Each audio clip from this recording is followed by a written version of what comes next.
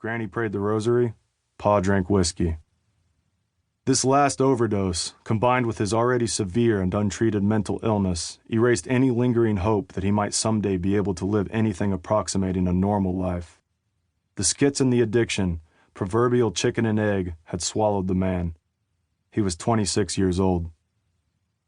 Granny and Pa didn't want him institutionalized, but he couldn't live on his own either. He could barely control his own body. Given his age, Granny and Pa couldn't just tell him he had to live at home. In an attempt to regain guardianship, they went to court. Things didn't go according to plan. The judge lifted their burden of care entirely. They were denied guardianship. Edward was ordered to enter a state mental institution in Topeka. On the day the men from the mental hospital came to pick up Edward, my mom went into labor with me. His last day on the outside was my first. Chapter 1. I walked out of my apartment on the corner of St. Mark's and Avenue A that afternoon, and I knew we were rolling. I knew the people on the sidewalk were actors. They resembled the normal East Village lot, but they were archetypes.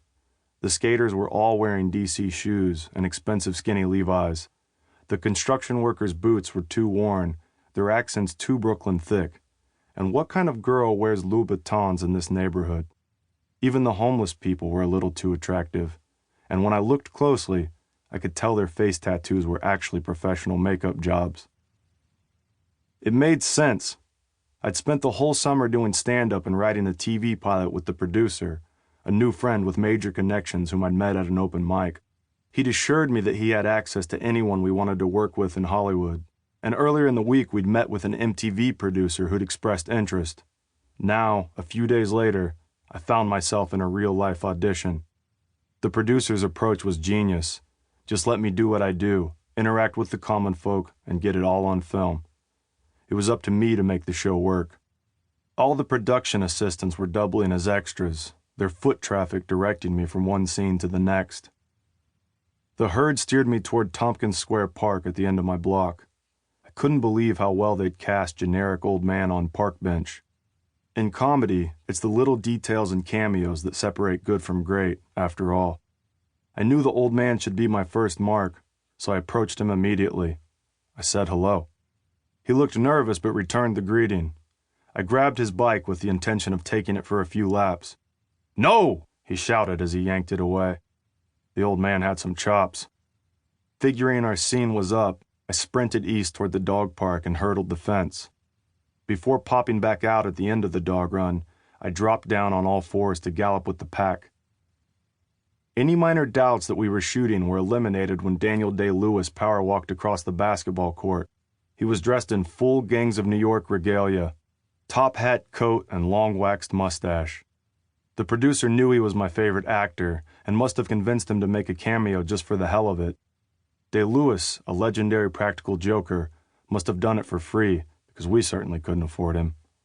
This little inside joke was the producer's way of telling me, yes, this is happening. Trust your instincts. Make comedy gold.